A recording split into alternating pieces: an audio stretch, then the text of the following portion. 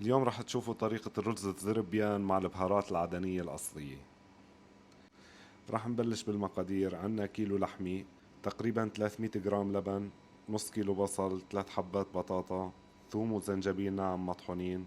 عنا البهارات: القرفة، كركم، كمون، كزبرة، فلفل أسود، حب الهيل، عود القرنفل، وحبة لومي، وأكيد عنا الكزبرة الخضراء. وطبعا للطريقة العدنية الأصلية لازم تكون البهارات كلها حب ونحن يلي نطحنها. نفس البهارات حطيتها وحطيتها كلها حب. أول شي منحمصها لمدة دقيقتين ونرجع منحطها بماكينة الطحن. نطحنها من دقيقتين لثلاث دقائق. وطبعا هي الطريقة الأفضل أنه نحمص البهارات ونرجع نطحنهم يدويا. بعد ما خلصنا طحنهم رح يطلعوا معنا بهذا الشكل. منفضيهم بعلبة ومصير منستخدمهم. لكل كيلو رز تقريبا ملعقة طعام كاملة. منبلش بطبختنا. أول شي منحط الزيت ومننزل عليه البصل. طبعا البصل لازم نقليه ليطلع لونه أحمر، لأنه هو سر الصلصة وسر طعمة الرز الزربيان. ويفضل طبعا البصل الأحمر لأنه بيعطي طعم أطيب وألذ من أي نوع ثاني. رح نضل نقلبه على نار وسط لحتى يتحمر معنا ويصير بقوام اللون الذهبي. طبعا هون مثل ما شايفين بلش يتحمر البصل معنا. بعديها بدقيقة رح يصير القوام الذهبي معنا مثل ما شايفين. هلأ منشيله ومنحطه على صحن ومنصفيه من الزيت. وبنفس الطنجرة وبنفس الزيت رح ننزل اللحمة. أول شي طبعا هاي الطريقة نزلنا اللحمة لمنه تاخد وجه وتتحمر معنا اللحمة. مثل ما شايفين الزيت بيكون حامي بدون ولا أي بهارات ولا أي شيء. منقلب اللحمة على الوجه الثاني كمان مشان تاخد وجه، ونتركها لمدة بين 4 ل5 دقايق لمنه تتحمر على الوجهين وتصير معنا بهذا الشكل وبهذا القوام. وهون نحن عاد بننزل 3 حبات البطاطا اللي عنا ومنغطي الطنجرة عليهم.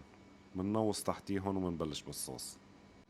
وبالنسبة للصوص منحط البصل اللي قليناه، منحط الكزبرة، ومنحط ملعقتين ثوم وزنجبيل، ومننزل فوقيهم باللبن. ومثل ما حكيتكم بالنسبة للبهارات لكل كيلو رز تقريبا بياخذ ملعقة كاملة. ومننزل معهم أكيد الملح وكاسة مي، ومنضربهم بالخلاط ليطلعوا معنا بهذا القوام. وبعد ما تقلت معنا اللحمة منضيف الصوص على اللحمة. طبعا يفضل بهاي المرحلة أن يكون نحن عم نشتغل بطنجرة ضغط، لأنه طنجرة الضغط مثل ما بتعرفوا هي بتوفر علينا الوقت والجهد. يعني خلال ساعة ممكن تكون هاي اللحمة مستوية. وهون منبلش بالرز. منحط طنجرة مي ومنحط عليها كبش قرنفل، فلفل أسود، ورق غار، هيل، ومنستنى على المي لمنه تغلي مشان نسلق الرز فيها. وبهاي الأثناء بتكون اللحمة عم تستوي معنا على النار. وبعد ما غلت طنجرة مننزل عليها كيلو رز منقوع. طبعا بياخد معنا تقريبا 10 دقايق لمنه يكون مستوي 80%. بنحركهم شوي صغيرة، وبعد الغلي منعير لهم 10 دقايق ومنرجع منصفيهم.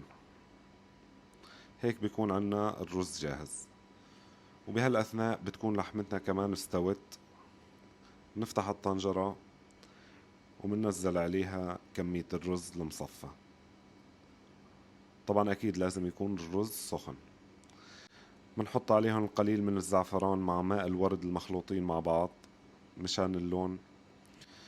ومنحط عليهم البصل المحمر مسبقا.